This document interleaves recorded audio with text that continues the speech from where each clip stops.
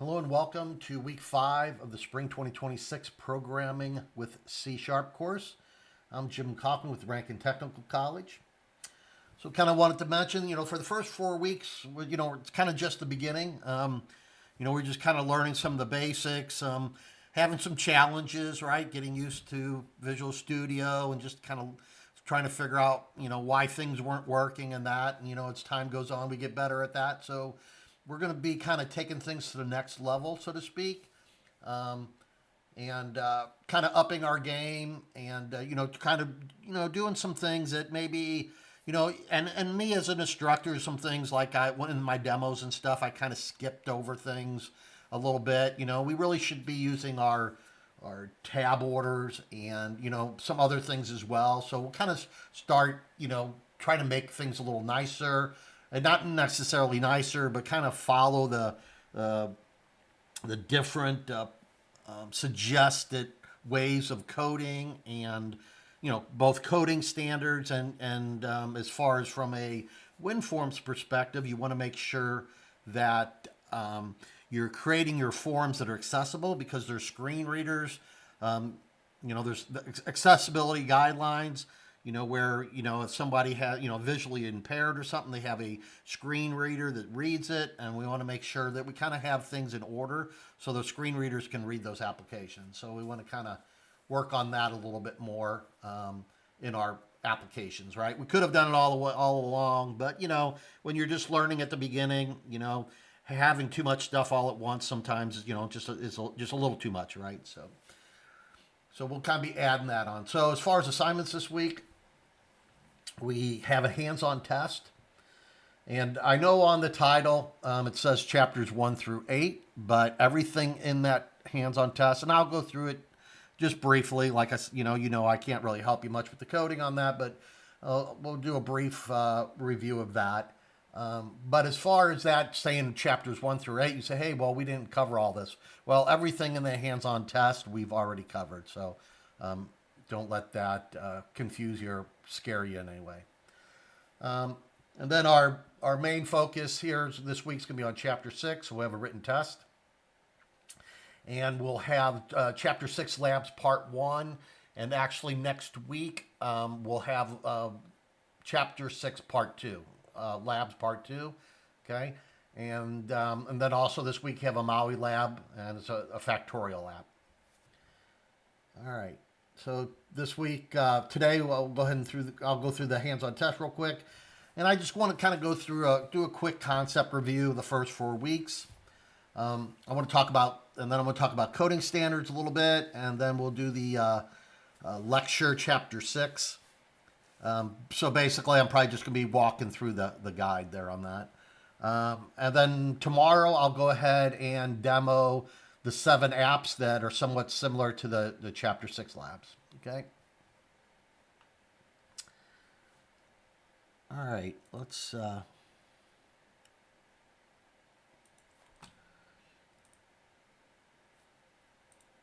So like I said, on this hands-on test, I know the title says, you know, chapters 1 through 8, right? But actually, this everything in here, like I said, will pretty much we've already done in this course already. So there's just 2 projects in here, and the first one is going to be a WinForms app, okay, and the second one's going to be a console application. So make sure that, you kind of it's pretty obvious, but sometimes I actually put that in there because sometimes people accidentally, not necessarily this one, but other things, they accidentally build the wrong ones when didn't really, like this has a screenshot. It's obviously a console app, but some of the other things and assignments. So I kind of like highlight this a little more nowadays just to make sure people understand that. Okay, so basically here on the first one, don't get confused when you see these 3 different screens, right? You're not creating 3 different screens. This is just showing you the results in different situations, right? So the first one's showing you, here, it's just showing you the different results for that. And then if one isn't found, here's the results for that as well, right? So the first one here, yep, you're searching by first name. The second one there, you're searching by last name. And the third one is not found, right? So that's why there's three different screenshots, but it's only just really one app, right, with one screen.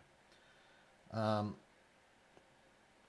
so for this one, you're gonna have three parallel arrays. You've done a few of these already, so that shouldn't be a problem. You can use just regular parallel arrays, or you can use a list, right? We kind of went over the list as well, so you can use list string objects as well. And then, basically you've got a first name, a last name, and a phone number. So, if you're going to do arrays, your first name's an array, your last name's an array, and your phone number's an array. Let's see here. And then also, we've done the search stuff, so you need to go back and look at that if you need to, right? Make sure it's case insensitive. So, if you can do lowercase, it should return it, or uppercase, right? Shouldn't matter. Case insensitive, right? The whole lowercase thing, we've done that already. Partial matches, right? So it's you're looking for something inside in it, right? So if it's Mark should return Markle, right? And then obviously, if the contact is not found, display their complete information. If a contact is found, if it's not found, right? Display all expected error messages clearly to the user. It even has the names of things as well. Pretty straightforward here. But, I suggest, because hands-on tests, like I mentioned before, but a little more stricter on that. So make sure, you get done with you think you're done with it, go through this again. Say, because this is what you're going to be graded on, right? Because sometimes you start getting involved in building it and you kind of forget, you get to a certain point where you read what you need and then you just kind of forget about the directions here for a little bit. So, it's actually very good practice to come back, go through this. Say, did I take care of all of these, right? Did I meet all these requirements? The second one is a console app where you got a shopping cart calculator. Okay. And here it's more or less just a bunch of ifs, else, right? And just being able to continually add things, right? Notice like here on this one, you got a -1 is an invalid price.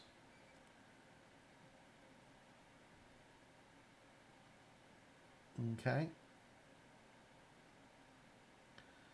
So pretty much straightforward here. I don't know if I'm really benefiting any, kind of going through every single thing here.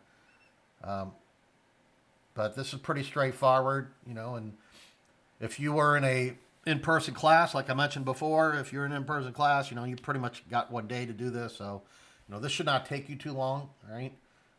It's due by Wednesday by 11:30 or midnight, whatever. So it's due by midnight on Wednesday. So you should have plenty of time. And, like the other hands-on tests, I can't help you with this as far as the coding. But if you have any questions about the requirements here, the directions, I can answer the questions on that. All right. So next thing I want to do is just kind of do a little bit of a review over our first 4 weeks, right? So, week one, how to design, one of the first things we did is how to design a window forms app, right? Just the basics of Visual Studio, that we had different templates. You can specify which type of project you want to do, a window forms app or a console app, right? Also, you've learned to do Maui as well, right? So you have, 3 different kind of options on that, right? Solutions Explorer is always on the right-hand side. You manage and rename project files. I suggest, try to get in the habit of not, I've said in the past, I'm fine with you leaving the form 1, but you really should label that something specific to what your application is, because you get a job somewhere and working, those default names just don't cut it, right? So try to get in the habit of renaming them. So you right-click and rename on those, right? Then obviously the toolbox is on the left hand side, um, and we've just done a few of the different form elements. There's a couple students who've kind of actually added some additional ones that weren't part of it, which is fine, no problem. There's nothing wrong with making something more advanced. Nothing wrong with that. And then you got your properties window on the bottom. And if for some reason, to open it up, if it's not open, the quick way to do is F4 key to open it up. And then obviously the form designer, right, where we design our form. And we kind of learn what to do there on that. We all had challenges, accidentally double clicking those labels and stuff like that, and kind of learn how to clean that up if you do that.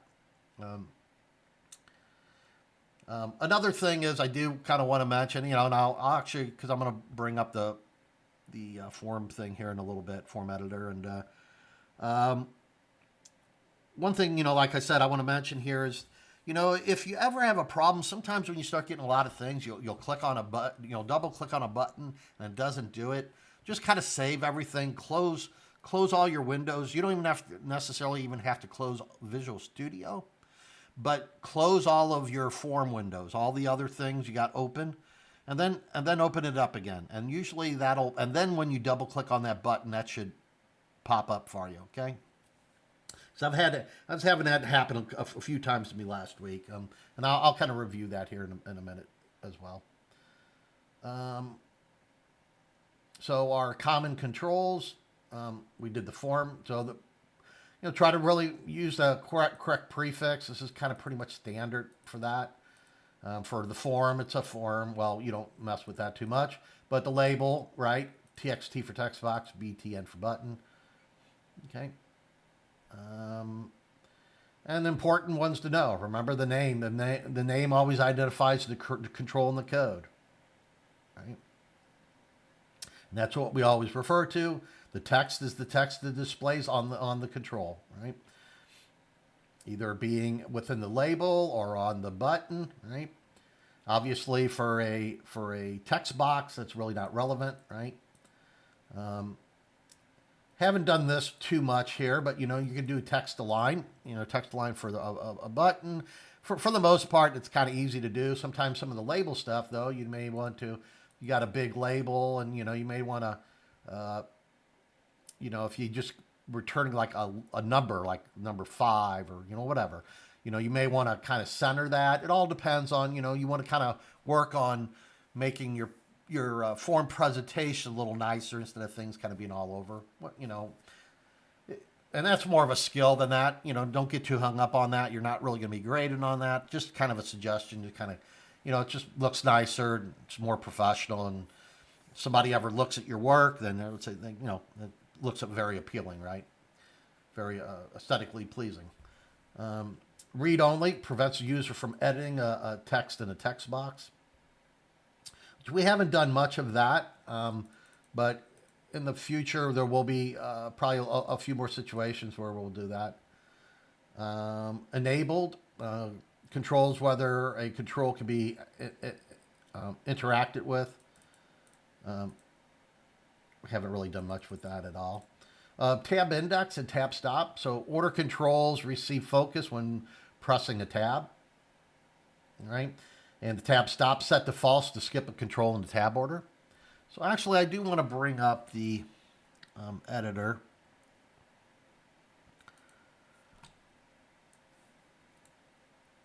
The IDE, really. An editor to kind of distinguish between an editor and a IDE. An IDE, why it makes it really an IDE is because it's like all integrated where it's got build functionality. You can write your code. You got build functionality. You can work on a Windows form, right? You got that drag and drop functionality, all those kinds of things. Plus, you can actually do other things from here as far as deploying things, and there's all kinds of other options as well. So this is actually considered more of an IDE, right, which is integrated development environment, as opposed to just a code editor. So in here, one thing I did want to kind of really go over is that tab stuff.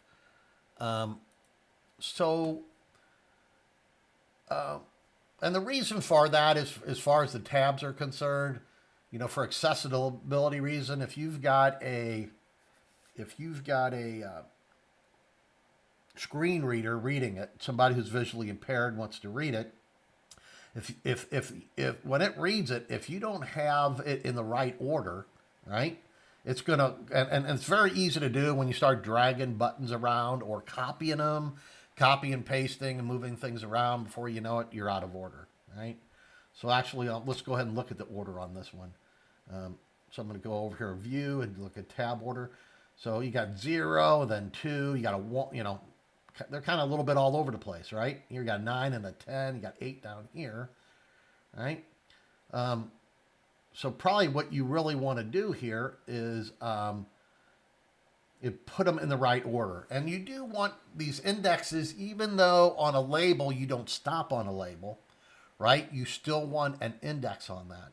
So here is a 0, that's fine, it's 0 based, right? Then you want this to be a 1, right? So it goes from a 0 to a 1. This would be a 2. 3 is fine there. 4, 5, 6, 7. Here, you want this to be an 8. And you just can keep clicking here until you get to what you want there. This is a 9. That one's a 10, and that's 11. That looks good now, right? 0, 1, 2, 3, 4, 5, 6, 7, 8, 9, 10, 11. Okay? So now these are kind of in the right order, okay? So you can just hit Control S to save, right? Or do File, Save, right? So I'm just going to hit Save, and then if you want these all go away, and you basically come up here, and the reason that does that is because my screen is just way too big. I made everything too big for demonstration purposes, and that's going to happen to me.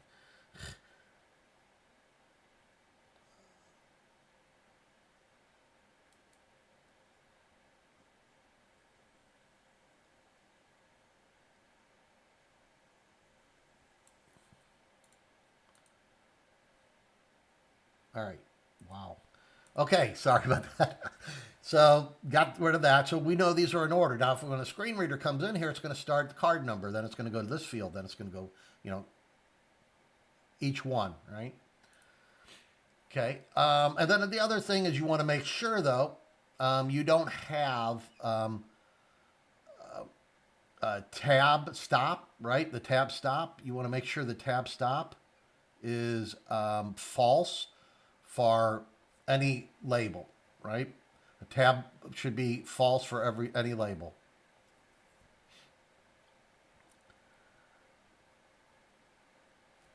So where in the heck is that in here? I don't look at this much. So I don't know if this has changed since before, but I could have swore at one point in time for labels they had a tab stop. But usually it's right next to each other. So like if you actually go to an input field, right, you've got the tab stop here. So a tab stop should always be true for anything that you want a tab to stop, and you want it to stop on text boxes and also for buttons, right? But you don't want to, you never want this to be a tab, right? You don't want to be tabbing through that because it just doesn't run, it's not going to flow right for you, right? Okay. The next thing I wanted to go over, and some of these things you may have already known or ran across or from the book or whatever, but as far as when you certain buttons, the enter button and the escape key, right on your keyboard, escape up top or left, and your enter button, they generally should be associated with a button. Usually it's a like a action button like calculate, but like this one has multiple buttons on here, but like a calculate button or something that you're clicking an enter button. In this case, maybe like the login button would make a lot of sense, right? You enter your data, you hit login, and then so I think the enter key would be good for the login, right?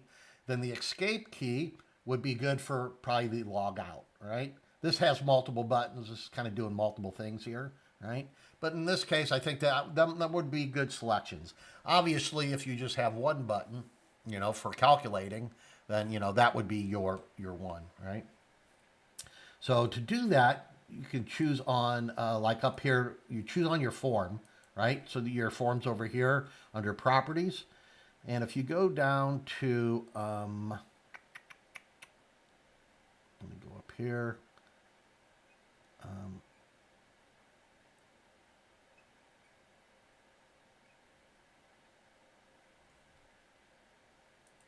So if you go down, it's kind of a down a ways. It's under miscellaneous. You got an accept button and a cancel button, right? So accept button is always going to be, if you have, this has none, right? So this form has no accept button, no cancel button. Now, but there is a drop down. Once I click it on, so you'll see a drop down. But the accept button is associated with your enter key. Your cancel button is associated with your escape key, right? So if I choose the drop, choose the drop down, and I'm going to go ahead and make my accept button the login, right? And I'm going to make my cancel button the log out. So I'm going to choose log out, okay? I'm going to just hit Control S to save all of this, and then let's just go ahead and run this to see if this works. Here, I need to get data because I need to figure out the card number it needs to go in here. Yep, so let me see. Grab that. All ones. Okay. This is actually one of the demo forms. Will be demo the 7th one that we'll be looking at tomorrow. So I'm opening this up.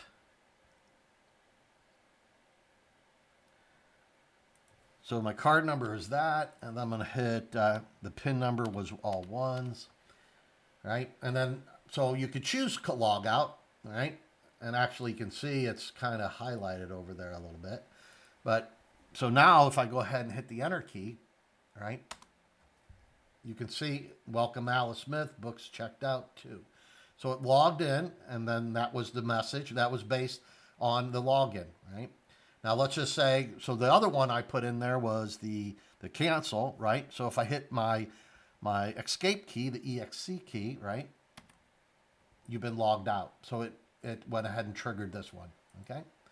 So them are very useful to use. And I am going to provide you with some code for a cancel button and a reset. Well, a reset for the most part, you're going to kind of reset some of your form fields, but we can kind of automate that a little bit. So I'm going to send you some code for cancel and reset, and we'll kind of start using them when we can in our form fields when it makes sense, right?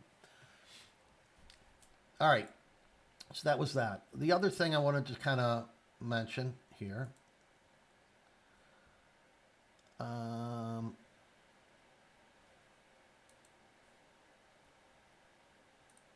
We probably should really get in a habit. You know, we talked about it, we did it a little bit, but not, you know, you kind of, it hasn't been a big thing. But also using the access keys, right? So we should have ampersand before the login. I mean, it's easy to do, right? And now it's underlined, right? And we should probably be doing these for all of them. It's kind of best practice.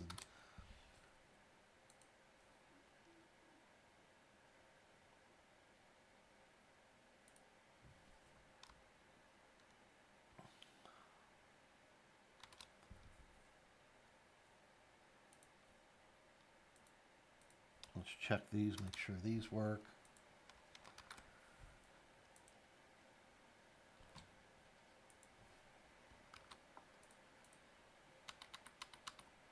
Then I should be able to just, did I not save that? I don't see that here.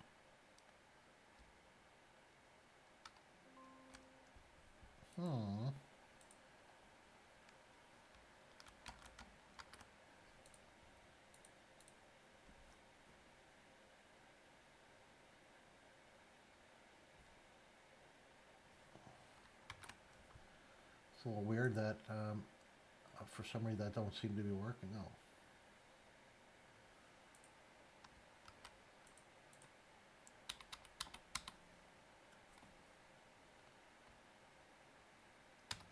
Oh, there we go. I think I was hitting the control key. You need Alt key, right? Alt L for login. Well, see, this one's probably a bad one, right? I put both on the L's. So you kind of actually got to put it on something else in this case, right? check out and return's fine, but log in and log out,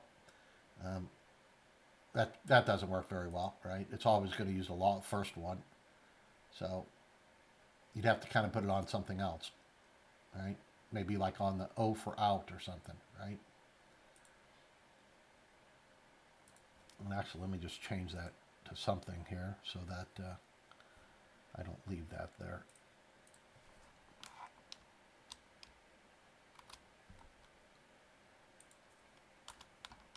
All right. Okay, yeah, them are just some of the things I wanted to go through.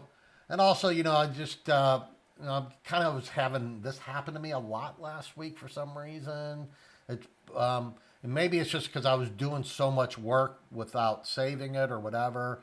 But like double clicking on this to create the button clicks and all, it wasn't creating them. I've had it happen, but what I just suggest you do is just save everything, close everything up here, right? And you shouldn't even necessarily have to. You shouldn't necessarily have to close Visual Studio completely. I would say if it doesn't work, try that again, right? But and then just open it back up, right? So I hope so. I'm on the right one. And then go ahead and click it if it's not creating that button, right? And then obviously if you mess something up, you're going to have that little error here, right? You click on that, you go into that, the special designer file to clean that up, right? All right.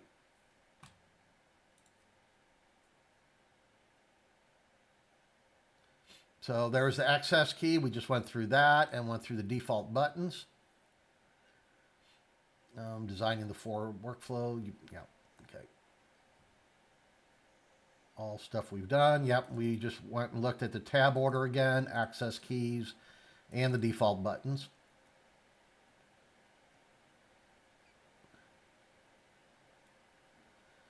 For the most part, you can just always kind of leave it in debug mode.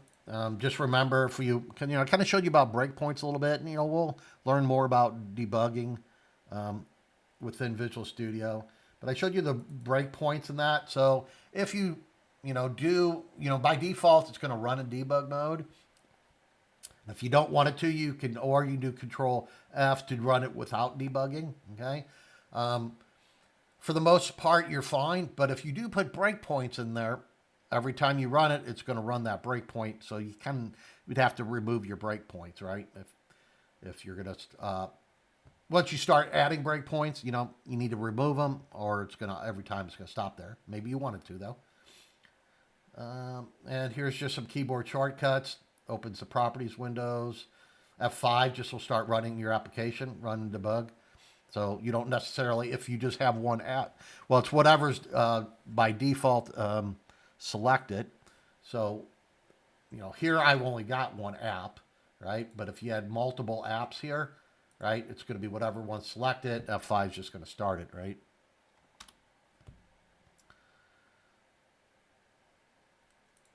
So, a little quick, especially if you're just working one app, saving a little time here and there. These little shortcuts do help within time, right? Okay.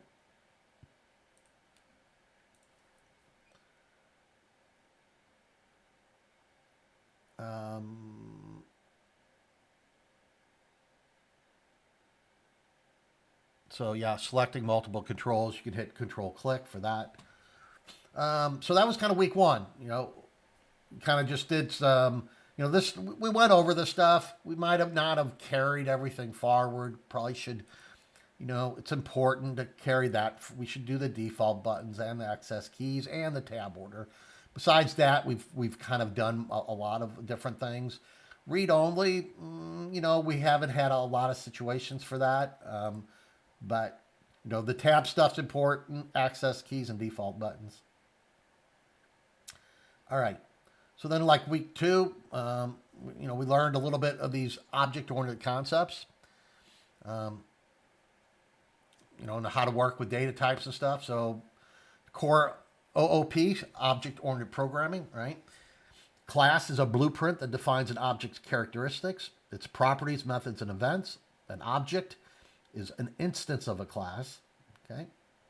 So every time we do the forms thing, we create we're behind the scenes. It's all wired together, right? How they do the forms, how the forms have been constructed. But every time you create a new form, you're creating a new instance of that class.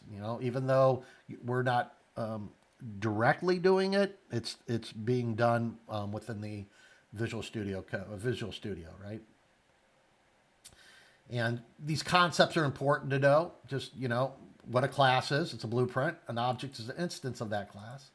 Instantiation is the process of creating an object from a class. And we are going to be learning, we're going to be creating our own classes, right? And we'll be calling one class from another class later, okay?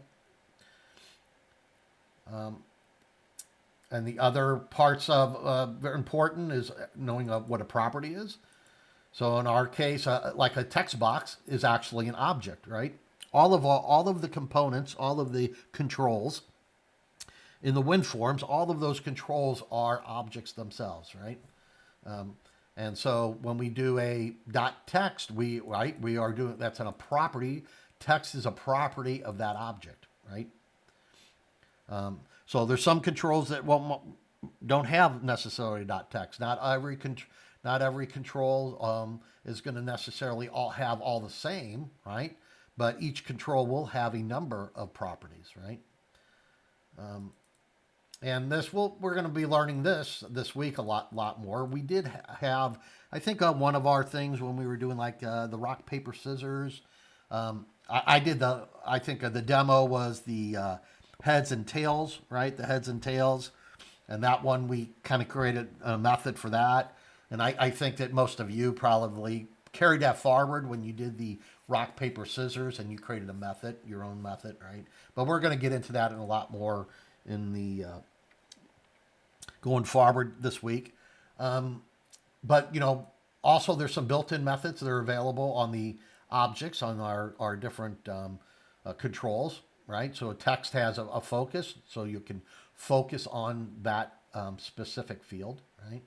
So generally you should have kind of a focus when you come in a screen, right? And once we start building more complex things, you may click something and once you do something, you want focus to go to somewhere else, right? So, or if you've got some kind of an error, right? You could have an error on a specific thing and you want the focus to go in that field, right? So that's another really good use of focus. But there's other ones as well, but focus is one of the methods of a control. Event is a signal that something has happened. A click, a load, right? So our events were our on-click events, right? That's what we use the most, right? But there is a loading of a form, so there's stuff you can do. And we'll learn more about that. When you load a form, there may be some things you want to do, right? And in the real world, we're not going to be doing, you'll learn a little bit about databases towards the end of this course. But in the real world, when you're working with things, usually the things you're doing, it's getting saved somewhere, right? A lot of times it's getting saved to a database. So sometimes on load of something, first thing you're going to do is you're going to go make a connection to the database, see if everything's working there, right?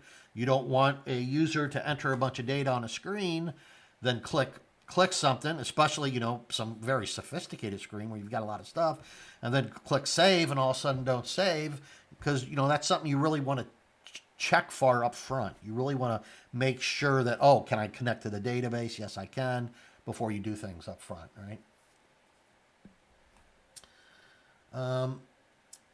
Access properties. How do you access properties and methods? Use dot notation, right? Dot text, right? Dot focus.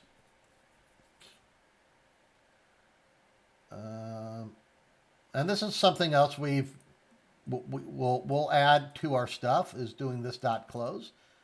Usually, so that you can actually have like a little, just like most of the times, a form has a little X at the top, right? It has a little X. When it clicks on that X, you want to do dot close, right? And this is referring to this form. because sometimes you can have forms that are forms that are kind of nested and stuff, and or there's like more than one form within your class, and so you have to kind of explain to it which form it is. So this dot form is the current form, right? Because you can have an application with kind of has multiple forms. One pops open another one, right? So this is going to refer to the one that's currently has focus, right? Event handlers. Event handlers are methods that respond to events, like double click a control in a designer window. Creates your on click event. We've already learned a lot about that, right? And then obviously these, we haven't talked about methods yet. Like I said, this will be this week. But these are these are parameters that are available. These are all, which we haven't really done anything with these yet, but these are important. These are important, and this is kind of how WinForms wires everything together, right? So you have access to certain things in your WinForm apps.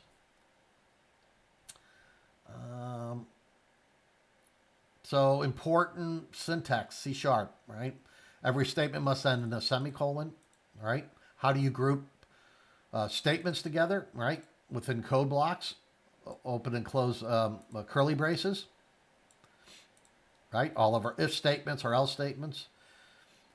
Member access, how do you access different properties, different methods by using a dot notation. Method calls are parentheses for all your method parameters, right? Just like we're talking about up here. These are parameters, right? It's important to kind of understand, to call things the correct way. Especially you're in a job interview or something, or you're having a discussion. These are parameters, right? So you should be calling them parameters. Data types. We learned about integers, basically whole numbers, like 42, negative 17. So remember, it can be a negative number as well. Integer can be positive or negative. Okay. Probably an important point. Sometimes it's easy to think of an integer as being a positive number, but no, integers can be negative as well. A double or floating point, but they're less precise. Here you got 3.14. Okay. Decimals are higher precision and are best for money, right? And whenever you do a decimal, you need to give it the letter M. And the reason it has an M is because actually for a double, because double also has one for a D, and it was already taken. Really, a decimal was something that was added later on. Okay, kind of one of the more earlier versions of C#. Decimal wasn't there; it was kind of added a little bit later on. I don't know exactly when. It's been around for quite a while now, though. But decimal is much higher precision. You use a double, a lot of times things will work fine, right? You start getting into something a little more complex, and I know even though some of our assignments tell you to use a double, but really that's not the best thing to use for decimals. You should for money you should use a decimal. They'll handle all kinds of different possible rounding issues. Bool, right, is for true or false, and then obviously a string is a sequence of characters, and then once again. Use a decimal for monetary values. It's the most precise. Never use double for money. And don't forget that little m.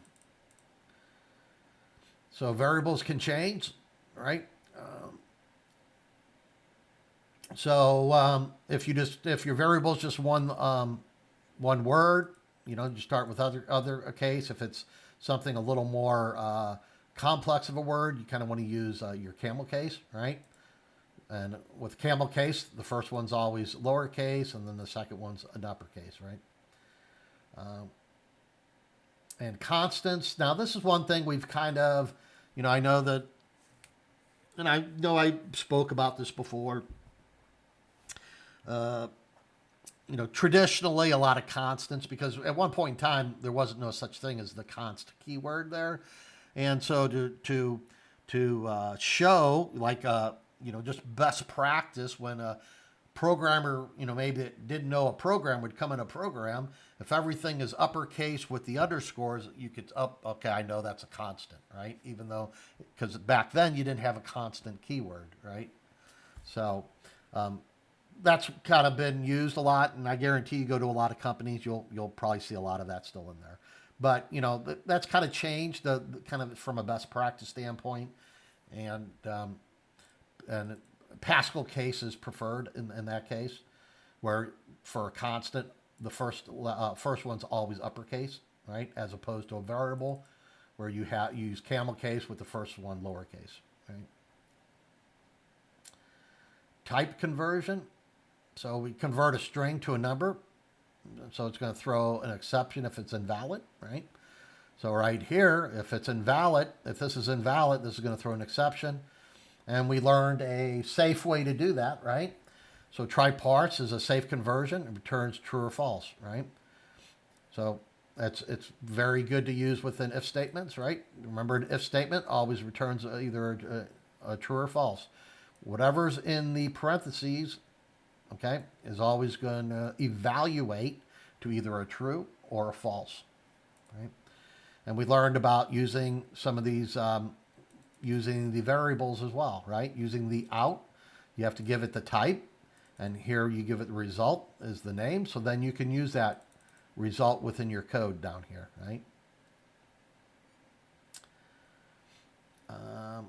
And then we learned a little bit about the different formats. So if you want to do a currency, you do a C or a P, and these are all within. You can look at those guides. Them are included in those guides. Variable scope. So class scope field. So we learned a little bit about that, right? A lot of our arrays, and some of our arrays when we might have done it a little bit more than we really needed to. So for the, I think when you have a separate method, right, you have more than one method that needs access to it, or like even the button clicks, right, event handlers. So if you have one button, that does one thing and another button, and they're both sharing this kind of the same code, right? Because once you get done with one method, the visibility to anything in there is gone, right? Unless you updated something that's at like a higher level, like at the class level. So we created our arrays at the class level so that if we do anything within any of our methods, be it the button click methods or a custom method, then if we can do things within there. We could update things if we define it at our class level, right? And then that could be used by a different method. So method scope, and it's important. You really should not define things at a class level, though, that don't need to be shared. Okay. And actually, there's other ways to if one method calls another method, you can kind of still do that as well. And we're going to learn a lot more about that in the future. But the important thing I just want to make, kind of mention here is you kind of only want to keep things within your local at all. If you can get away with it, keep things confined with only where things are used, right? So anything you declare inside a method is accessible only within that method. Not that you can't pass it to another method from that method, though. Okay, we'll learn more about that. We learned about syntax errors versus runtime errors. So when is a syntax error detected? It's while you're typing or building, right? You usually type it in. The IDE is going to say, hey, something's wrong here. It's going to be underlined, little squiggly red lines, whatever, right? A runtime error actually happens when it runs, and actually your syntax errors, it won't build, right? So a syntax error, a debugging, using a debugger, I shouldn't say debugging, but using a debugger does not help with syntax errors, okay? It only helps when it builds correctly, and it will help you with your runtime errors, okay?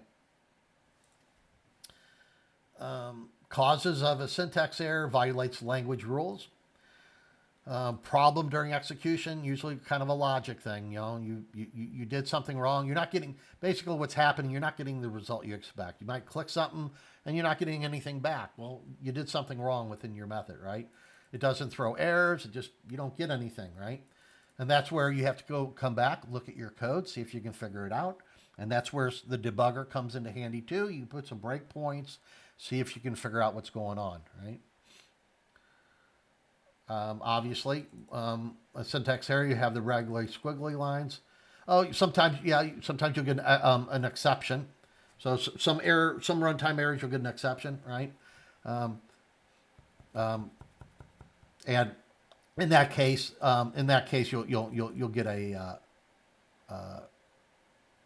it'll crash when the error occurs. Okay. So yeah, so there's kind of really two different things. There's logic errors and runtime errors. I really probably didn't explain that correctly there, but exactly. But logic errors where you don't get something you expect, right? A real runtime error, a real exception, you're going to get an error, right? It's actually going to throw an error, and if you didn't handle that error correctly, it's going to crash your application. So common mistake testing, finding bugs, debugging, fixing bugs. Use breakpoints and data tips, hover over variable to debug, right? And we will spend more time with the debugging stuff. So that was kind of week 2, right? That's all this kind of stuff we kind of covered in week 2.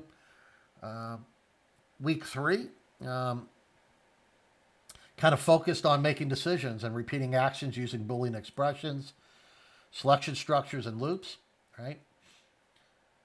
So all of our Boolean expressions, they return true or false, right? And once again, this thing is wrong. This should be a not equal. Should be a exclamation point equal sign. There's no such thing as a cross through there. I meant to fix the other one. I didn't fix that, and I need to fix this as well.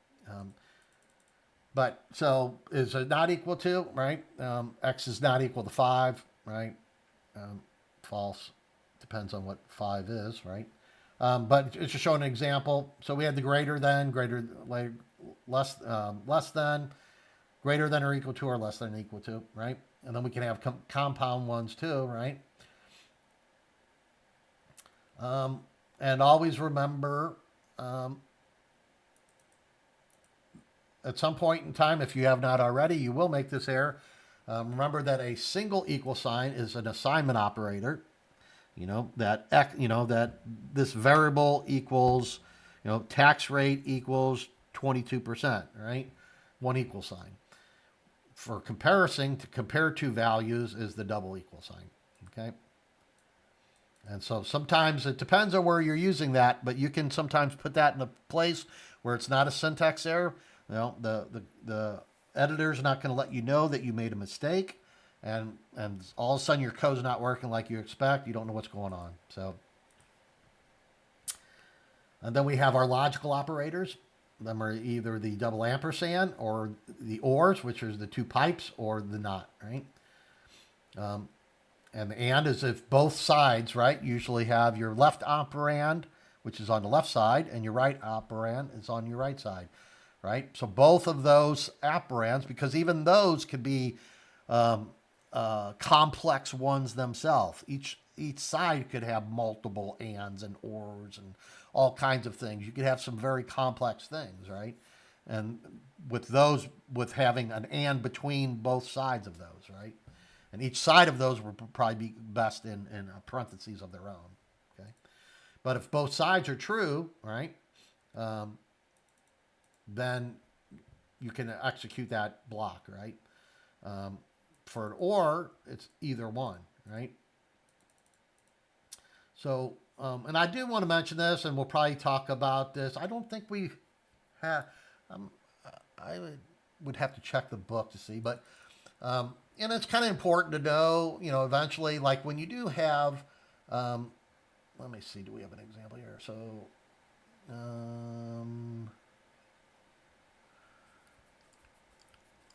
when you have a multiple one, it's not really showing what I wanted to show here.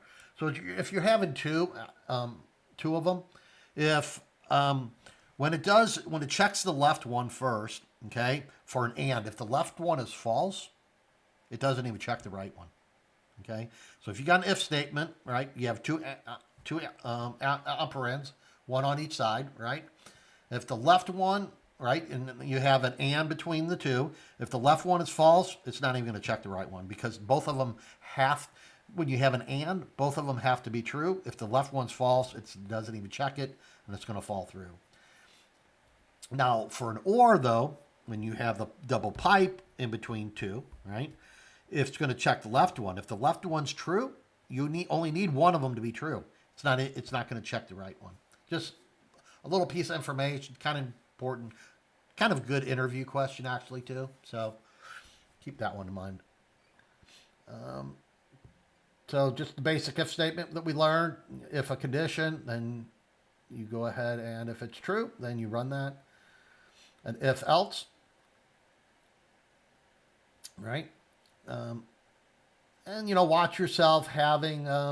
This is kind of common to do a lot of times, especially beginning, is having lots of if statements without else. If this, even if only it could only happen and only result in one thing. You don't want to have a whole bunch of if statements without else because it's not very efficient as far as your code. If once you get something and it decides that's it, right? You don't want to keep checking things after that, right? Even if it doesn't break, right? It's not efficient, right? So in this case, you're checking if it's this, else you're setting something to this. And here's one where you got an if and else, right? So you could do if score is greater than 90, right? And another thing would happen here that could actually create an error, right? Well, not create an error, give you the wrong response. If you got rid of all these else's, what would happen here is it would say if score is greater than 90, grade would equal A. Then it would come down, right? We're pretending the else isn't there. Then what it would do, even though, and let's just say that the score was a 95, right? So if the score was a 95, it would set it to A. If you didn't have this else statement, right, it would actually end up setting it because it would go if this, yeah, score 95 is greater than 80, it would set it to a B. Then it would come down here, like I said, if you didn't have an else, it would check if the score was greater than 70, and then it would set it to a C, right? And then obviously this is only an else by itself. So basically, and if you just had these two ifs here, so your 95 would end up being a C in this case. So, this is kind of a common thing, common mistake sometimes people make.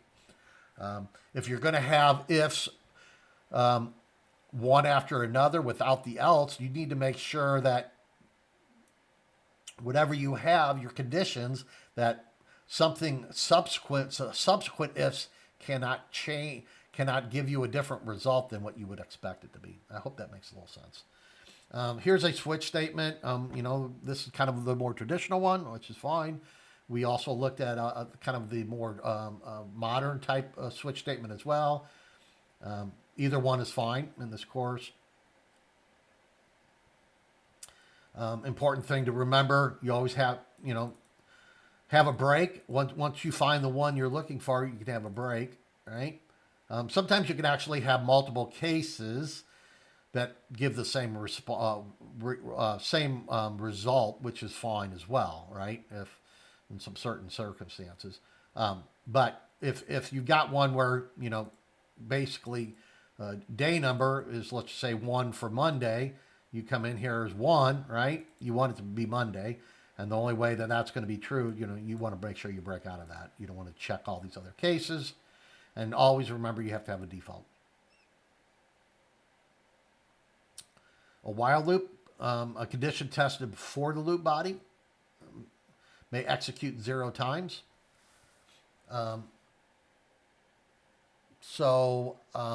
Yep. So another good interview question. What's the difference between a while loop and a do while loop? And so the difference between that is that a while loop may not execute at all, depending on the condition, right? Where a do while loop is it's always tested after the loop and always executes at least once. Okay. And then we have the for loop, and when to use kind of a for loop is most of the time when you already know how many you're gonna have, right? How many times you want to iterate, not how many times you have. How many times you want to iterate, and then also you can always use a break or continue, right? And you should whenever that makes sense. So basically, when something, if you're checking for something, like you're checking for some search phrase, once you find it, you want to break, you found it, you break out, you're done. Sometimes you want to, sometimes you have a more complex looping, and you may get to a certain point where you got what you need, but you still need to go to the next iteration, right? You're not finished with all your looping, but you're finished with executing the code at that point in time. That way, you do a continue goes to the next iteration, right? So obviously, another really good interview question: a break exits the loop immediately, and a continue skips to the next iteration. And then there's also a conditional operator. It's called a ternary operator. Use the question mark for that. So basically, you're just saying if score is greater than 60, if it is, if it's true, pass, else fail. So instead of doing if else, you're basically doing if score is greater than 60, if it's true, pass, else fail. Okay. When to do each loop? For when you know the number of iterations. And you also need a counter. You have to have something like I'm going to do this for 10 times, or I want to do it for the length of something. That's another thing, right? For the length of a string, right? String.length, right? But something that's kind of that's going to be that how many times, right? A while for unknown iteration. So maybe it's something that you're getting a collection of things. I know we haven't done databases, but you're getting things where you don't know if this database is we're going to turn 10 items or 100 items or 1,000 items, right? So there you want to do a while loop, right, on things like that. And you always want to make sure whenever you do some kind of while loops that you have a way to get out of that, right? You don't want to keep on looping through something because we did those while loops where while is while true, which can be, it's very common to use that while true. Right? So that basically is an endless loop until you do something to break out of that loop, right? At some point, some logic has to be in that loop that calls break to break out of that loop, right? Otherwise, you got an endless loop, and sooner or later, no matter if you're running your application on your own machine or it's running on a server somewhere, eventually it will kind of blow up because it's just going to continually, and it's going to run fast too, right? Because computers run fast, so that thing's going to be flying through that loop, get to a point where it's going to start causing some problems on that computer.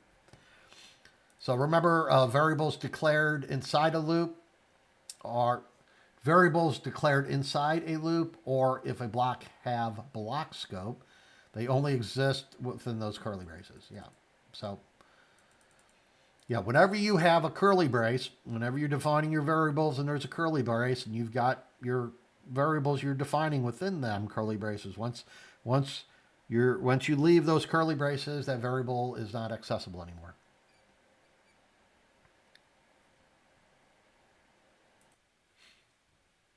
Okay, so now let's go through what we did in week 4, which was arrays and collections.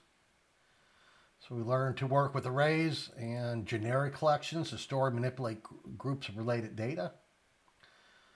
So an array stores multiple values of the same type using zero-based indexing. So here's the basic way to declare an array of integers, right? With the number of 5 elements, right? So here you declare a string array, basically using string literals, right? Where you're putting the values right in there within curly braces, right? Here's a decimal array. So this is kind of a decimal This is a decimal literals as well. Anytime you're, within those curly braces, right? Think, them are kind of like hard-coded values you're putting in there and so forth, right? Accessing elements. So the first one is obviously Alice here, right? We all know this. Names one is equals Robert. This is just changing Bob to Robert, right? So within arrays, when you change it like this, then you're changing the value of that, right? So that'll change Bob to Robert. And if you want to get the count, you do the name of the array dot length, right? And that gets you the count.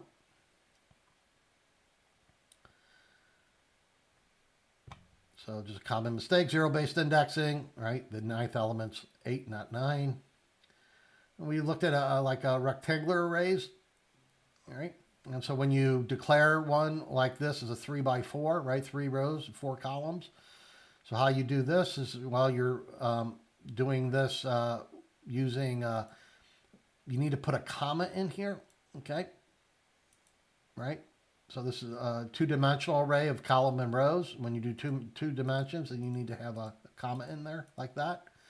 So what's on the kind of left-hand side, this is kind of a little shortcut. It's kind of a little confusing to see that though, isn't it? But it's just, that's how you kind of think of this. So if you got one comma here, it's kind of a two-dimensional array. And then to access a row, to access anything, right? So here your matrix. Just remember the first one is going to be your row, and your second one is your column, right?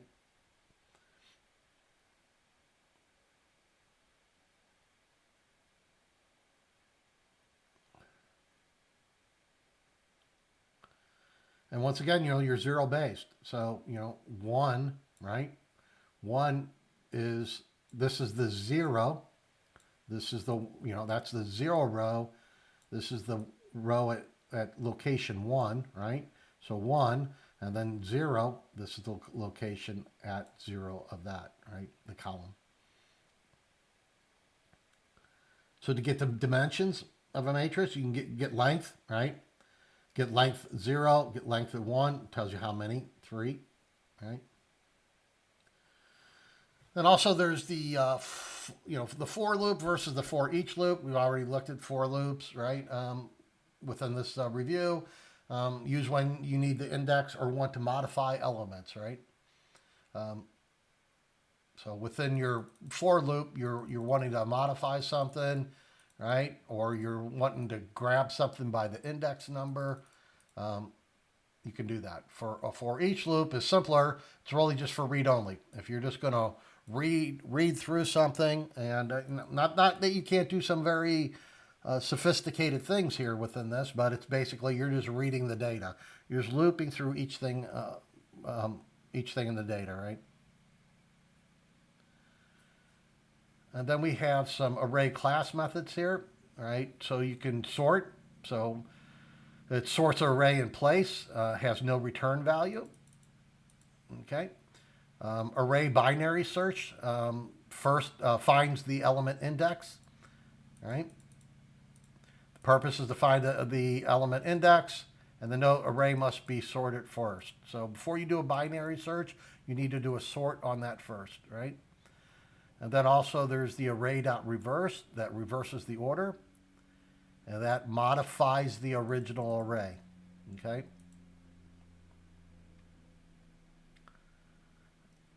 So once you do this array.reverse on something, that array is going to be reversed. Next time you come in there, that array is reversed, right? Well, at that point, right? It's all in memory. So, and let's go and look at the generics a little bit. I know some of these can be a little bit confusing too, but so lists are dynamic. They grow and shrink automatically. They're much more flexible than arrays.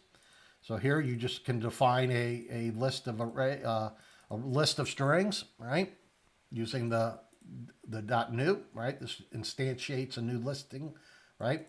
Whenever you see .new, you're instantiating something. So kind of always keep that in mind. .new always means you're instantiating something. So you're instantiating a new list of type string. And then you just do like names.add to add something, right? Or you could do names.insert. You have to give it the index. right? Remove items. You can remove by name, right? Or by value, right? Or you can remove by index, right? And then to get the count, it's not length, right? We're use in arrays you use length, but for list you use count, right? And so like up here, like you're created the string or the string list, right? Almost said array. You string list, but these can be anything. They can be a list of integers, decimals, anything. And once we start really getting to objects, it can be a list of objects, right? You can have a whole list of objects as well. So a queue and a stack. So remember, a queue is always FIFO, first in, first out, right? Like a line in a store. Stacks are LIFO, right? Last in, first out, like a stack of plates. Now there are some ways that queues and stacks are used within programming a lot. Sometimes there's some software frameworks and stuff. Probably the best way for me to state it. Well, like a queue is sometimes you'll have something where if you've got a very if you got an application that's receiving data, like real-time data, very quickly, and everything else, so sometimes you can't always process everything right away. So what you kind of do on that in situations like that is you queue things up. So you create a queue, and then there's another process that just works through that queue. Okay, so that's a very common thing to do, right? Especially when you've got like hot things that are happening at different times, or maybe you're also when sometimes like at companies they have systems that are offline because they have some systems that are offline because they're doing some upgrades, some other system related stuff to do with some systems, and that don't mean that there's not other applications maybe at the company are working, but instead of it working right then, they actually will queue things up to be executed later. It all depends on what you're doing, but just some kind of examples with that. Stacks usually happen, actually a stack when you see an error, usually you see this whole line of all these errors that are associated with something, and usually the most the last thing that happened is is what you're going to see. The most the oldest thing, like in an error, is kind of actually the last thing in the list. So, but we'll talk about that later. Collection comparison. So if the fixed size, if it's a fixed size, you can use an array, right? And then do a dot length on it.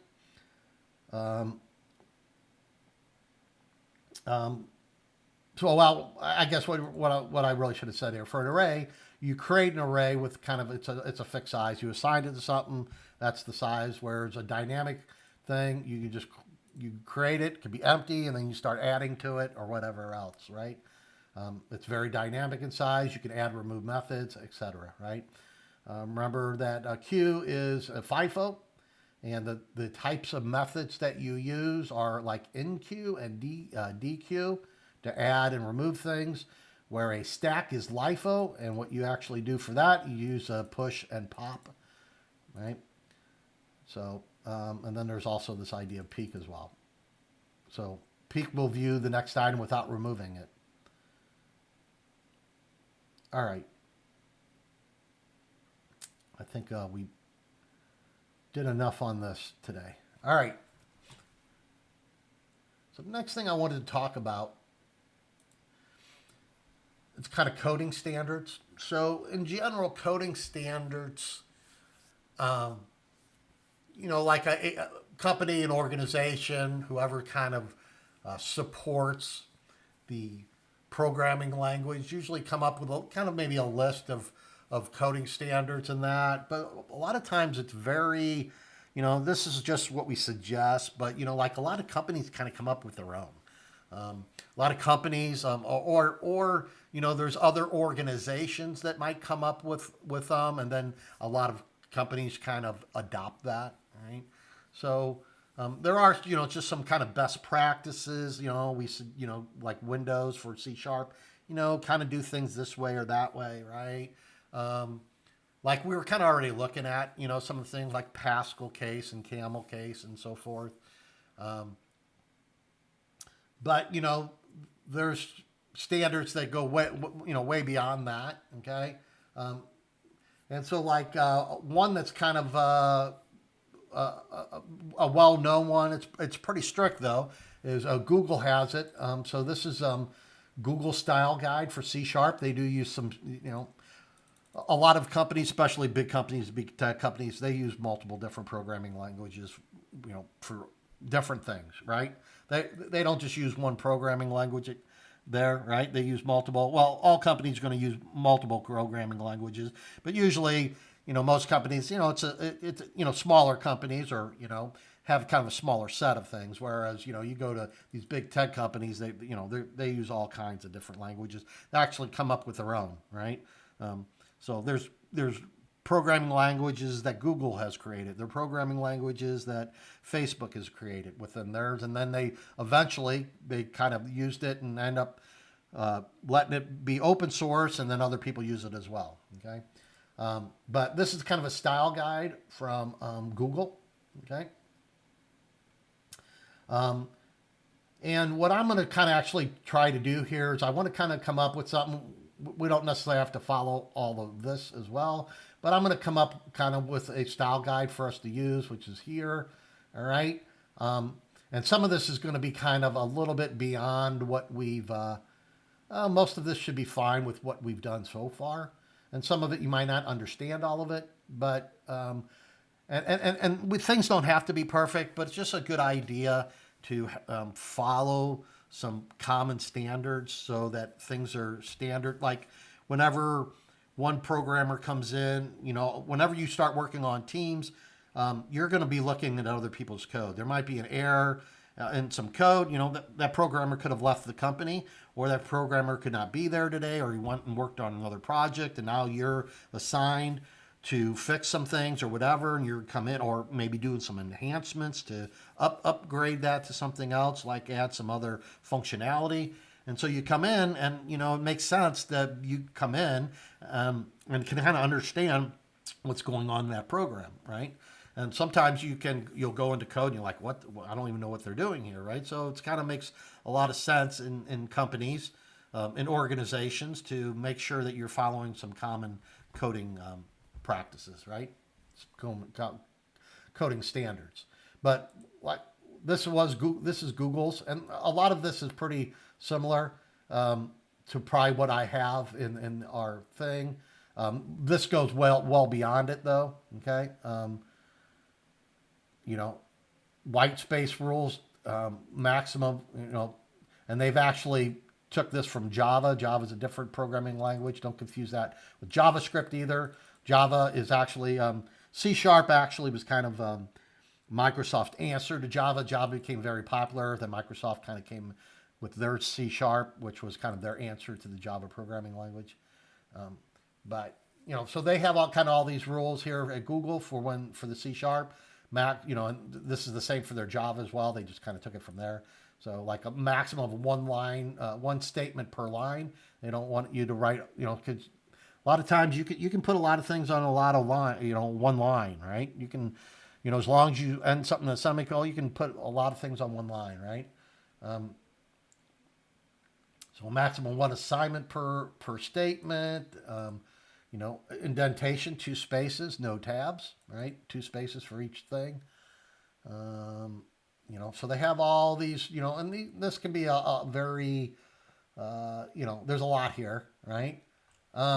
So we'll have something simpler to deal with, but it kind of want to kind of get in the habit of, following some basic coding standards for the most part. So a lot of this will be kind of stuff we were already talked about. The Pascal case, right? Used for classes, methods, properties, constants, namespaces, enums, where some of the stuff we haven't even covered yet. Okay, I understand that. But, and then camel case, first letter lowercase, and then that used for local variables, parameters, right? parameters within a method, and your private fields, right? So,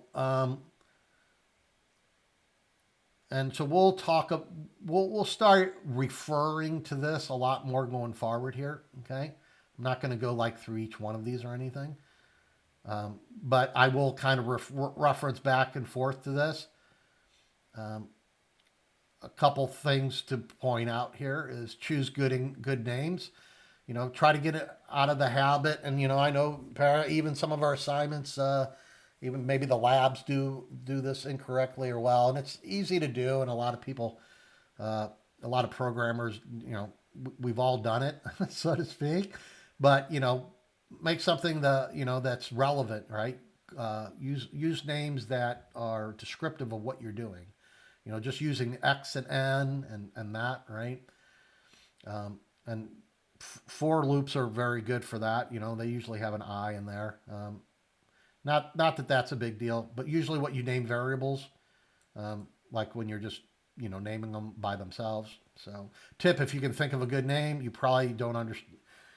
If you can't think of a good name, you probably don't understand what the variable represents, right? So it's very important, especially when you're writing code and somebody else has to come back and look at and figure out your code. When you're using X and N and W, you may know what that is at that point in time, right? And you're already, but when somebody else comes in, they're going to have to figure out, well, what does X mean here? What does W mean here, right? So always use descriptive names. These we kind of all know. Obviously, there's some other ones that we haven't used yet, and we will eventually, like checkboxes, radio buttons, combo box, list box. I think we did use a group box or something, but a panel, picture box. We'll learn these at all as well, but it's always prefix the names that you give them with this. This is kind of common practice for Windows.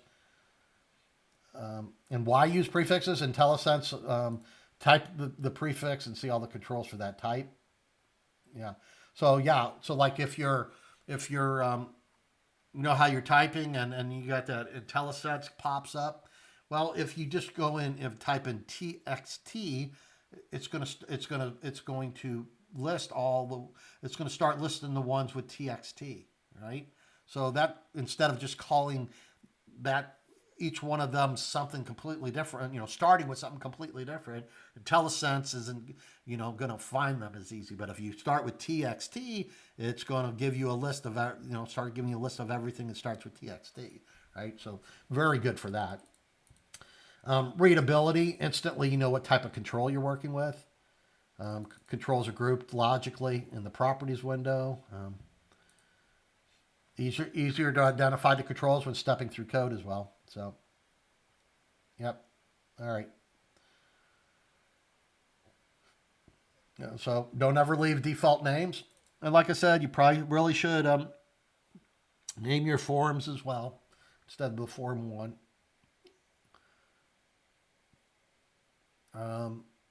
So this is saying 4. The important thing with this, sometimes your indentation type stuff, and some companies go for 2, 4. I've seen different standards for different things. Okay, the important thing is be consistent. If you're going to do 2 spaces, do 2 spaces for your stuff. Don't do 2 here, 4 there, or bad indentation where you don't do any at all. Right? You don't want to do that.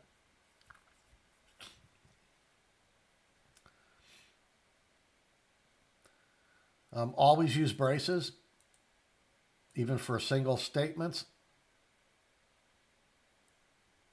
Not that you can't do that, but sometimes it can become very, once you start getting a lot of these in there, it can be a little bit confusing. The curly braces always help. Okay, what belongs here? Yeah, okay. It's a little easier to see.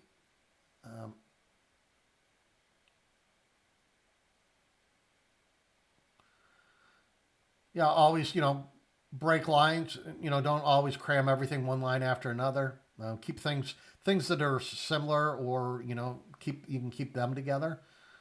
But when you're, you know, add some line breaks when you're, want to.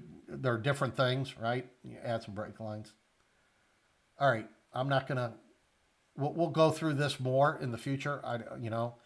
Um, I don't want to just kind of go through each one of these, but just kind of work on this. I will get this. I don't have this finalized. Let me look at this.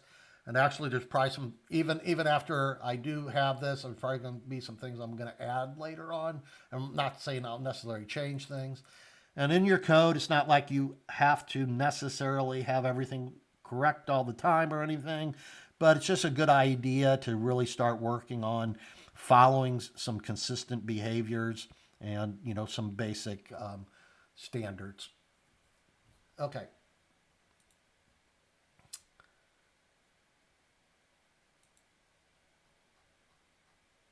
So the next thing here is chapter 6 is basically about methods and event handlers. So a method is a block of code that performs a specific task. Methods help organize code, make it reusable and easier to maintain. So here is a basic signature of a method. It consists of the method name, the parameter list, right? Types and order of parameter. Okay, and that is important. And the signature uniquely identifies the method. So just to comment on this, so if you're passing in things to a method, you have to pass in. If you're passing in a subtotal to this calculate method, it can't be the second. You're passing in it from somewhere else. It can't be the second thing you pass in. It needs to be the first. First thing you need to pass in here's the subtotal. The second thing is the tax rate. You can't have that vice versa. And I've seen that happen before, especially students, in the beginning until you learn. So the first thing is the access modifier. Okay. So in a lot of cases, you might just be private. So private basically means current class only, right? Public can be accessible from other classes. So eventually when we later on, when we start creating our own classes, you'll have one class that'll call another class. And when you do that, if you've got a private method and you're trying to access that private method of that class, right, you're not going to be able to do that. Okay. So, but in this case, but a lot of times, and you kind of want to keep things as private as possible. You don't want to open things, you want the access to be restrict. You want it to be very restrictive. You don't want to just make, it's just easy, just make everything public. You don't have to worry about it, right? But that's not really good coding standards because there's some things that you don't want people to have access to. They don't need to have access to, right? And I shouldn't say people, other classes. Other classes may not need to have access to that, so why are you giving them access to that, right? So a lot of times you should keep things private in all cases as much as you can, right? Return type, so data type returned by the method, right? So the green one here is the return type. So this is what's going to be returned from this method, okay? So this can be a decimal, a string, it could be an object. It could be lots of different things. It could be an array, right? It could be a list or some kind of custom object. It could be pretty much almost anything. If it doesn't return anything, right, it needs to be void though. Okay, so you have to say if right, you're going to know is this going to be returning something or not returning something that needs to be void. If you make it void from the beginning, I need to return something, well, then you're going to come back in, change it, right? And your code's going to have to return something. Okay, the method name, right? So the method name is right here, calculate total. So this is Pascal case, right? For our standard, based on standards and best practices. So Pascal case, identifier describing what the method does. So another thing, you want to make sure that you just don't call this method 1, method 2, right? You want it to be a descriptive name. And then your parameter list right here, comma separated list with data type followed by the parameter name. So you do need to make sure that you always include the type. And then obviously the names here, you need these to be descriptive of what you're passing in there, right? So what you're passing in here, this doesn't have to be the same name. It could be the same name of what's being passed in here, right? It doesn't matter, right? At this point, this is just whatever value, the first value when you call the method is going here, and the second value you're calling the method is here, right? Somebody might have called something a little differently, right?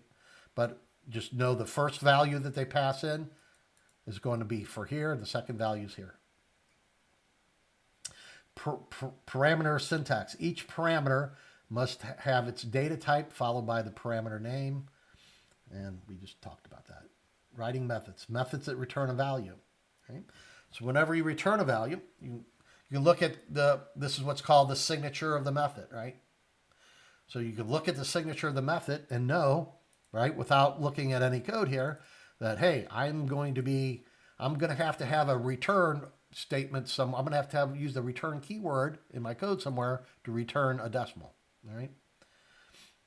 And obviously, and you know that you're probably going to be using these. No reason to have them if you're not using them. So even before you look at your code, you know that you're going to be using a decimal called sub, right? And here you're going to be using a decimal named tax, right? So here you got a total, sub plus tax, and then here's your return, right? Now sometimes you could, like I said before, you could have a void here.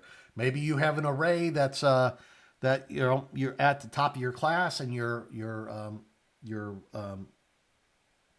editing that array, you're making changes to that array. You don't need to return anything, right? Sometimes methods return things. Sometimes they don't need to return things. It all depends on what you're doing.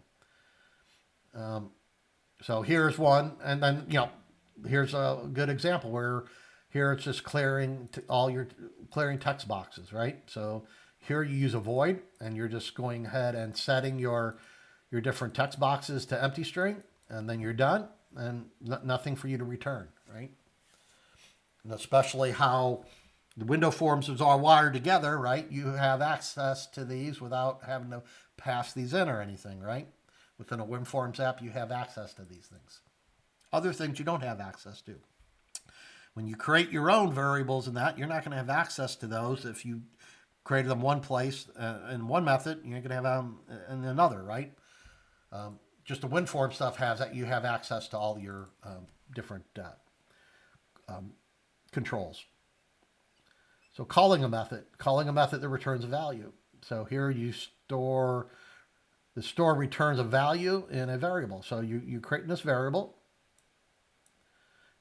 right? And you set that equal to this method, and you're passing in some data, right? And like I said earlier, obviously in most cases, especially when you're doing your own stuff, you want to call this the same thing.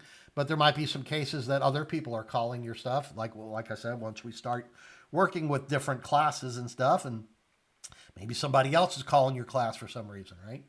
So, and they might have a different name. It doesn't matter. This is just the name within the calling one, right? And this is the other name. This is the names within the calling one, right? That's different than what the parameter list is, right? Or well, this is doing the same thing. This is just doing an expression directly. So here you're setting this directly on a label, right? And then here you're actually tacking something on. So you're calling this method, and in addition to this method, you're doing a toString, right? For a total, right? Currency here, right? So you can actually you can kind of chain things to run other methods on top of your method that you created. So basically, like to call that one that you had declared checkboxes. That's all you need to do. Open and close since it had no parameters, and that's going to call that and clear those checkboxes. You can also use the this keyword. It's optional. We'll talk about this a lot more in the future. It can be a little bit confusing.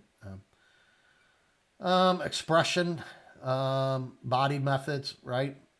Which is also, so the, this is called different things. The arrow, they call when we're talking about JavaScript, called the arrow function. It's called, but it's a lot of times in other programming languages, it's called kind of the lambda operator, right? So obviously our little display here is messed up. But over here on the left-hand side, you have a traditional method. All right. And then over here, you've got what's called you're using the lambda operator. And it's really best to only do this when you're doing some simple little things, right? You don't want to be using, it can be very confusing, hard to follow when you try to do this with more sophisticated stuff, right? All right. Passing arguments by value versus by reference. So when you declare a variable and stuff like that, an integer or string, right? What happens is when you pass by value, this is the default, a copy of the variable's value is passed. Okay, changes inside the method do not affect the original value. Okay, so if you created a variable called amount, let's say you had a variable called amount before this, right? And then you had a method called calculate that you pass in an amount. You did a bunch of stuff with that amount, right? You might have changed the value of that. Once you leave that method, you come back and execute the next line of code after this. It did not change your initial variable, right? Now it will if you've defined that variable at the class level, like we did with our arrays, right? But if you've got this basically in the same method here, this, once you pass something into a method, right? Unless you're returning it, everything that happens to that variable happens to that in that method, and that's it, right? Now, pass by reference is a little different. A reference to the original variable is passed, right? It changes inside the method. It does affect the original variable. So use this ref keyword. Okay, so by using this ref keyword, or like I was talking about, you could have it defined at the class level. By using the ref keyword, okay, it will actually go ahead and update your variable by everything you do within that method. So use ref when you want to pass a variable by reference, right, as opposed to value. The ref keyword must appear in both the method declaration and the method call. So we just looked at the doing it like this, right? But then you need to make sure that you also have it like this, right? So once you change this, it's going to go ahead and change it. Now, if you don't use ref, by default, it's going to do it by value. And just like we've talked about before, once you finish something with your curly braces, something you define within there, especially something you define within there, that's it, right? Using the out keyword, we've kind of already done that a little bit, right? But here's doing one within a method, okay?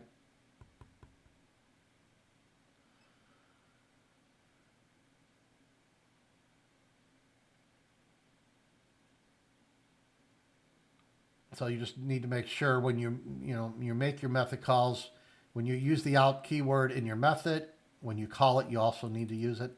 Same thing with your ref. If you use it within your method, then you need to call it with a ref. Optional parameters.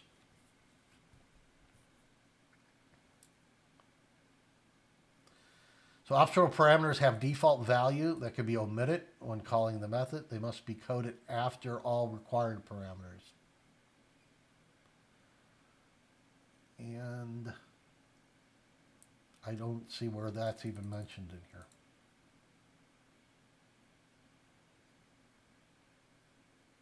Oh, yeah, I'm sorry. So here's the optional parameter right here. Okay, sorry. So what happens with this, right, is it basically is going to pass in a rate.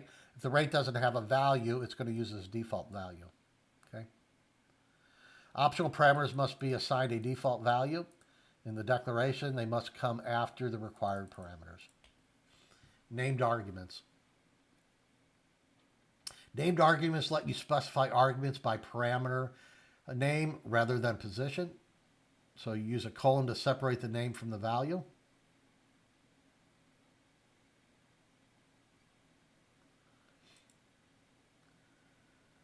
So here we've got we're doing get interest, right? Sorry, I'm just kind of looking at this a little bit. Okay, yep. And then, so we're doing a years. Yeah, we use the colon instead of uh, doing it the other way. You know, we have years, rate, principal. And then as far as our method, it stays the same, right? But that's the method declaration, calling with name parameters. So we just do it like that. Advantages of name parameters, any order. So like I said before, when you have something defined in a method, your parameters defined in the method, when you're passing values to those parameters, when you're passing values in, they have to be in the same order, right? But when you're using name methods, you can do it in any order. So big benefit there. You can skip optional patterns. No need to indicate when optional parameters are omitted. Mixed styles, you can mix positional and named arguments in the same call. Saying it's kind of self-documenting. Code is clear about what each argument represents. So note, to use named arguments, you must know the parameter names from the method declaration. So returning multiple values and tuples. A tuple allows a method to return multiple values. Define a tuple return type using the parentheses with name members. Okay, so here you've got a method that returns a tuple. So if you see a declaration where you've got your access modifier and you see a parentheses after that, right? Then you know this is a tuple and you're returning multiple values. Okay, this is the name of the method, get totals, right? Passing in a year, right? And you do your calculations here, right? Well, you're deciding, yeah, you're doing you're returning quantity amount. You're not really doing anything, but you're returning both QTY and amount. So the fact of this name just has to reference what you decided in here, an amount, right? This here, right? This is the name that you're giving this, right? It's not really used here, but when you return it, this is the name, right? So basically the first one in your list is this one. Your second one in your list is this one. So this is a way that you can return multiple. Using the tuple return value, let's see what it's doing here.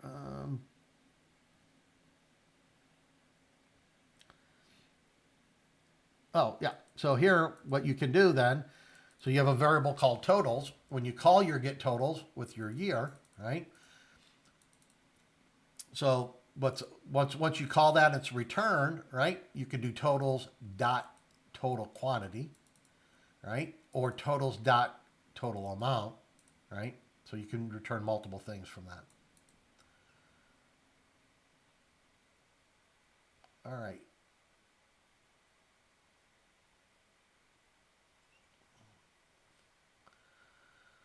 So event handlers. So event handler is a method that responds to events like button clicks, text changes, and form loading. So popular ones that we kind of been using here is the form, the double click on the controls, right? So in the generate any event in the properties window, click events, right? Double click on the event name.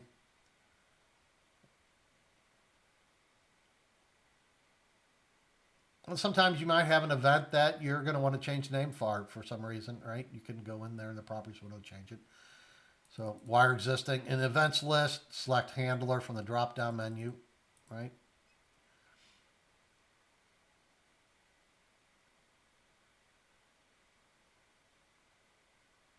So event wiring connects the event to the event handler. This is done automatically when you generate an event handler, but you can also do it manually in your code.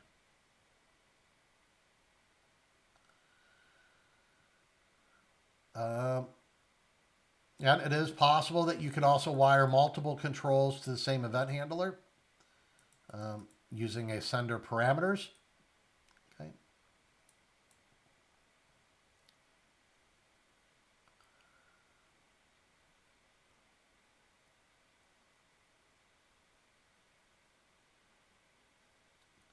So as we know, we've kind of learned by accidentally creating event handler. So the event handler method, delete the method code from the forms code, right?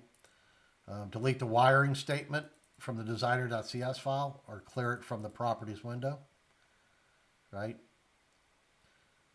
If you only delete the method and not the event wiring, you'll get a compile time error. We've all experienced that already. Refactoring, extract method. All right, let me see.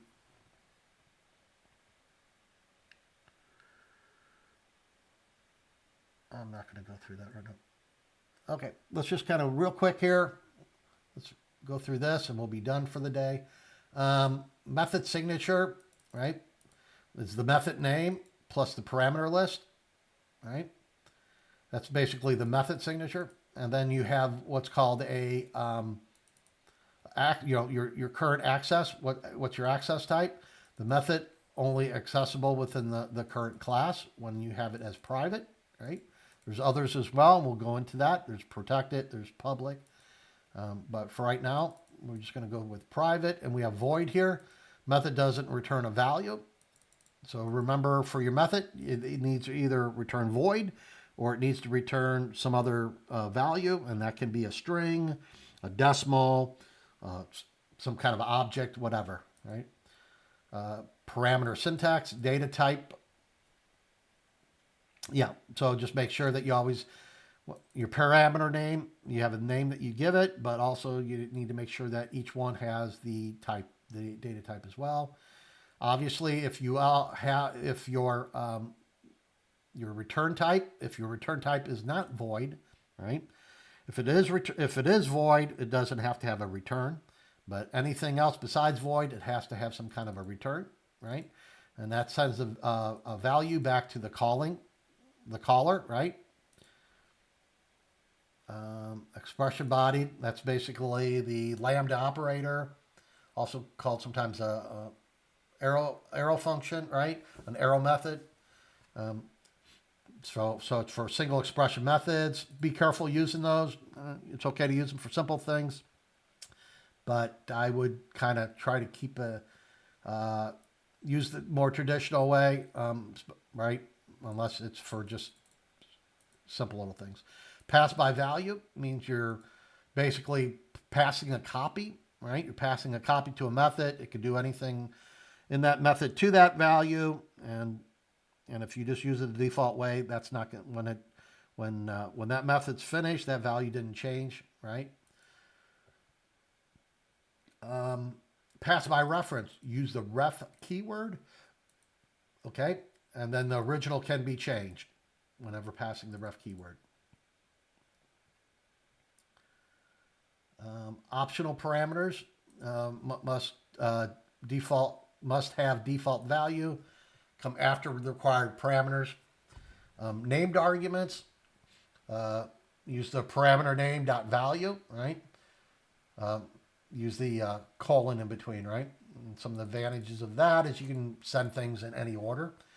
The tuple return, use the parentheses, right? So right after your access type being, say, private, if you see you have to have an open and closed parentheses, and then you pass in your parameters, right? Or these are the return parameters. You don't pass them in. These are your return parameters, right? And then you access them by the name dot name dot name. Generate event handle, double click. We've done that. Wiring. All right. Common mistakes. Let's see here. Yep, always have to give it a type, right? Return decimal interest. Yeah, you don't put a type in a return. It's already defined earlier than that, right? You just return it. You never pass in void, right? Whenever it's a void, there's no well, there could be parameters. There's still going to be parameters. But this is the right way to call. Never pass in a void. But, all right. Subtotal equals subtotal.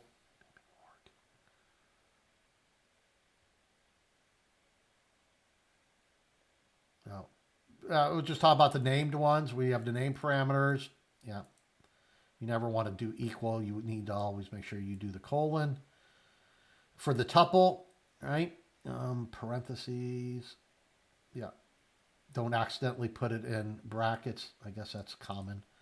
Make sure you do it in parentheses. Okay. So that's all I have today. And tomorrow we'll go ahead and go through the demos for Chapter 6.